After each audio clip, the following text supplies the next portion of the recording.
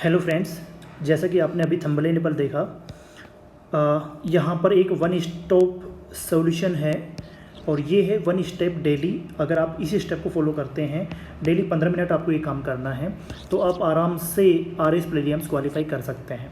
तो इसके बारे में हम डिस्कस करने वाले हैं। लास्ट तक इस वीडियो को देखना है। विद प्रूफ मैं बात करूँगा और ऑथेंटिक सोर्स के अकॉर्डिंग मैं बात करूँगा। दोस्तों, ये जो मैं स्टेप डिस्कस कर रहा हूँ, आप सबको पता है PYQ एनालिसिस। हर कोई बताता है, हर कोई बोलता है, हर कोई टॉपर बोलता है, लेकिन या तो हम नज़रअंदाज कर देते हैं या हम पहचान नहीं पाते कि यार ये किस तरह से हमको इसको एनालिसिस करना है। अब यहाँ पर जो स्टेप रहेगा PYQ एनालिसिस का रहेगा, 15 मिनट डेली करना है। इसको कैसे करना है सारा इस वीडियो में डिस्कस करने वाले हैं। तो एक्चुअल में दोस्तों, आपके पास आरएस प्री के 4 पेपर्स हैं यहाँ पर। 2013, 2016, 2018, 2021 4 पेपर हुए हैं यहाँ पर, और इनको देखा जाए तो 150 क्वेश्चन पर पेपर में आते हैं। तो 4 के हिसाब से आपके पास 600 क्वेश्चन का एक बुक बैंक है आरएस प्रीलिम्स का।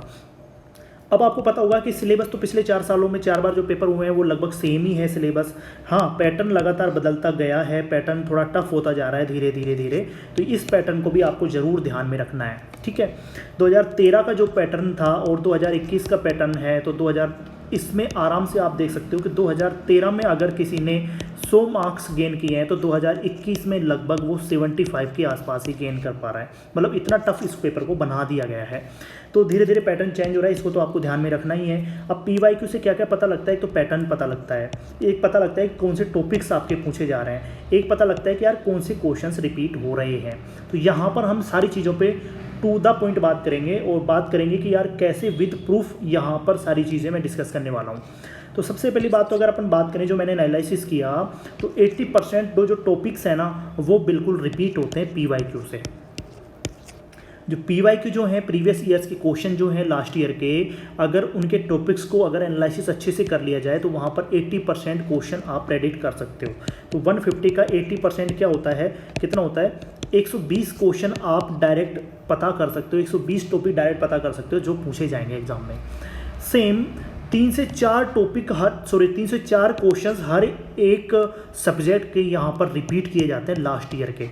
अगर आप इन क्वेश्चंस को सिर्फ देख ही जाओ या याद कर जाओ ना, तो सिर्फ वही 3-4 क्वेश्चन हर एक सब्जेक्ट के आपके यहाँ पर कवर हो जाते हैं।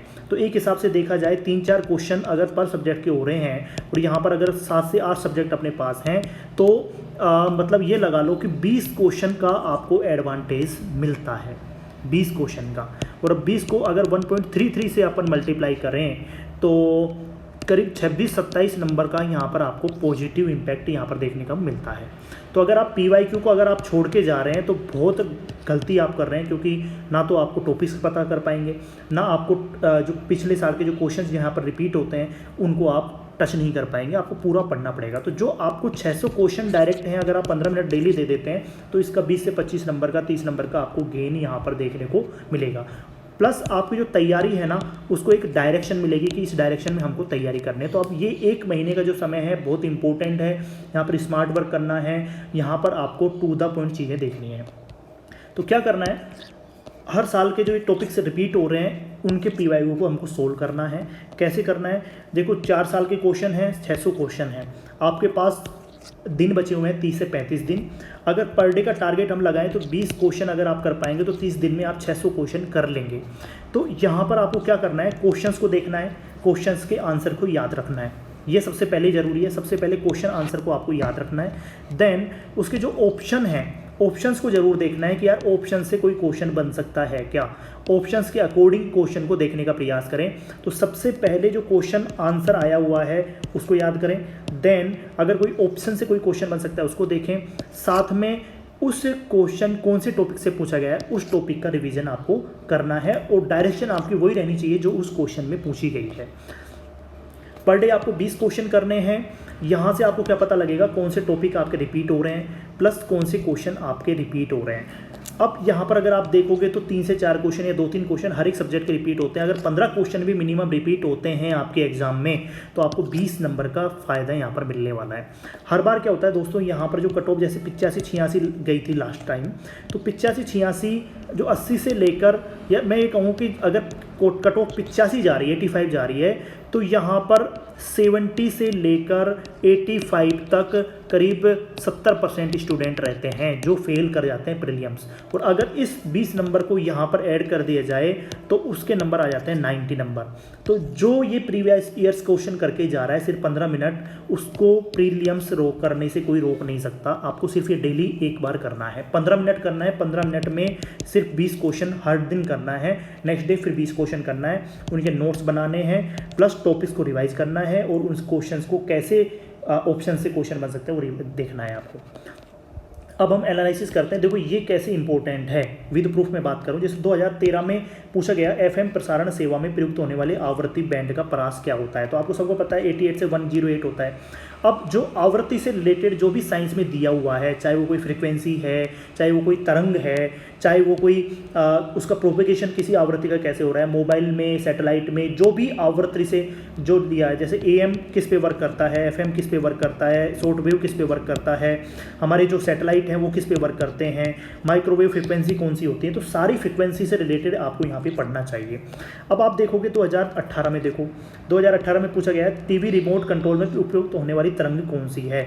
तो अगर आप यहाँ पर फ्रिक्वेंसी पढ़ के जाओगे तो आप ये तरंग वाला क्वेश्चन भी बिल्कुल सही करके आओगे, क्योंकि यहाँ पे इंफ्रारेड जो फ्रिक्वेंसी होती है ना, इंफ्रारेड तरंगे, इंफ्रारेड फ्रिक्वेंसी, सॉरी अवरक्त जो किरणें होती है ना, वो यहाँ पर यूज आती हैं इंफ्रारेड। तो ये वाला क्वेश्चन भी यहीं से आया हुआ है। फिर हम 2018 का एक और क्वेश्चन देखते हैं, अल्ट्रा हाई फ्रिक्वेंसी कैसे संचरित की जाती हैं। तो यहाँ पर जब आप एफएम को पढ़ोगे, एफएम का अच्छे से पढ़ लोगे, तो आप फिर यहाँ पर अल्ट्रा हाई फ्रिक्वेंसी इनके बारे में भी जरूर पढ़ोगे कि उनका प्रोपेगेशन कैसे होता है। तो ये क्वेश्चन भी सेम टॉपिक से आया हुआ है। 2021 की अगर बात करें तो वही देखो, इनसेट जीसैट में कौन सा आवृत्ति बैंड काम नहीं लिया जाता। तो एक आवृत्ति से रिलेटेड, फ्रिक्वेंसी रेंज से रिलेटेड हर बार क्वेश्चन आ रहा है, और ये है सूचना प्रौद्योगिकी से रिलेटेड। यहाँ पर एक ब्लूटूथ 2018 में ब्लूटूथ और वाईफाई से एक कंपैरिजन एक क्वेश्चन आया था, वो भी फ्रिक्वेंसी वाला ही क्वेश्चन था। तो 5 क्वेश्चन इस टॉपिक से आए हुए हैं, हर साल एक क्वेश्चन आ रहा है। नेक्स्ट हम बात करें, मानव में गुणसूत्र संख्या 21 की त्रिगुण सूत्रता उत्तरदायी है। तो यहाँ पर ये सिंड्रोम से रिलेटेड, यहाँ पे देखो सारे सिंड्रोम के क्वेश्चन दिए हुए हैं। अनुवांशिक रोग, डाउन सिंड्रोम, इसका आंसर है डाउन सिंड्रोम। अगर इसको आप देखोगे तो ट्राइसोमी 21 को निम्न किस नाम से जाना जाता है, 2021 में ये क्वेश्चन आया हुआ है 2021 में।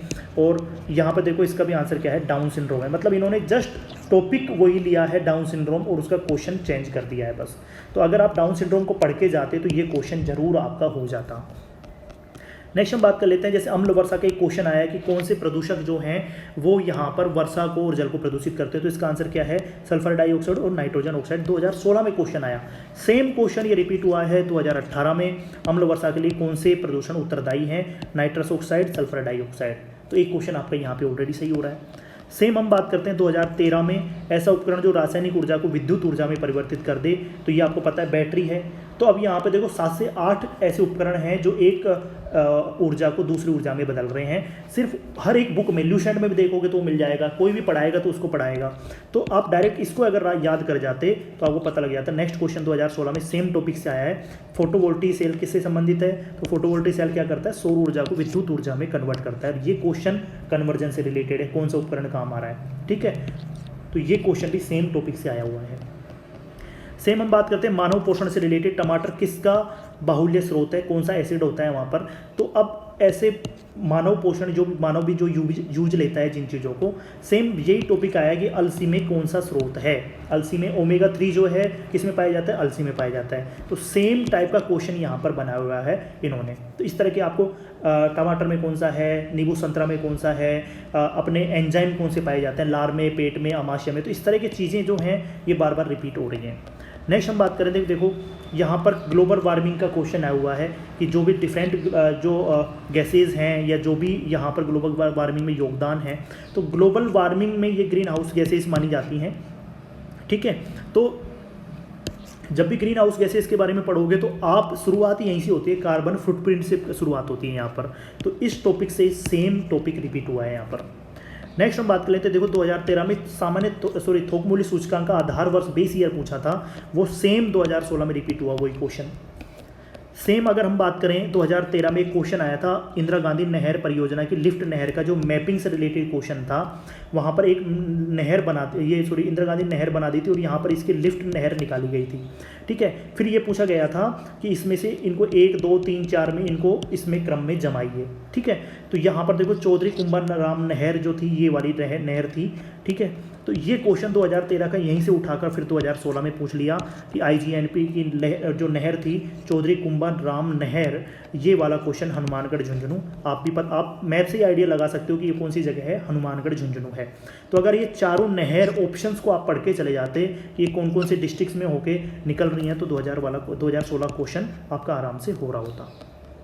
नेक्स्ट हम फिर से एक नई क्वेश्चन की बात करते हैं। 2016 में एक क्वेश्चन आया है जनसंख्या का कि कौन से 2 जिले हैं जिनकी कुल जनसंख्या में सबसे कम अनुसूचित जनजाति प्रतिशत है। तो कुल जनसंख्या में ST% सबसे कम लास्ट वाले 2 जिले कौन से हैं, तो C बीकानेर नागौर है। फिर देखो आप 2018 में सेम क्वेश्चन रिपीट हुआ है। 2011 की जनगणना के अनुसार राजस्थान के किन जिलों में अनुसूचित जनजाति की जनसंख्या का प्रतिशत उनकी कुल जनसंख्या पे न्यूनतम है, बीकानेर और नागौर। तो आप देख रहे होगे कि यार सेम क्वेश्चन रिपीट हुआ है। अब अगर थोड़ा सा आप एनालिसिस कर लो तो आप क्या करोगे यार, ST का लास्ट का 2 जिले पूछ लिए तो ST के टॉप 2 जिले भी पूछे जा सकते हैं, SC के टॉप 2 जिले पूछे जा सकते हैं और मिनिमम लास्ट के 2 जिले पूछे जा सकते हैं। तो सेम देखो 2021 में क्वेश्चन आया है कि अनुसूचित जनजाति जनसंख्या का द्वितीय स्थान पर सर्वाधिक, टॉप 2 अगर आप याद कर जाते तो ये वाला क्वेश्चन भी आपका यहाँ पर हो रहा होता डूंगरपुर। सेम हम बात करते हैं 2013 में जवाई परियोजना से रिलेटेड क्वेश्चन आया है कि कौन से डिस्ट्रिक्ट लाभान्वित नहीं होता।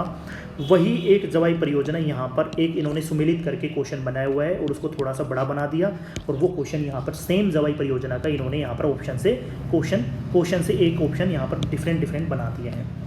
नेक्स्ट एक क्वेश्चन की हम बात कर लेते हैं। 2016 में फिर से एक क्वेश्चन आया है गोगेलाव संरक्षित क्षेत्र के बारे में, यहाँ पर सुमेलित करना था और उसके जिला कौन सा है वो पूछा गया था।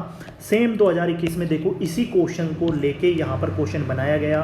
गोगेलाव संरक्षित क्षेत्र किस जिले में स्थित है, तो नागौर। अगर आप इसको याद करके चले जाते तो आपका ये वाला क्वेश्चन हो जाता।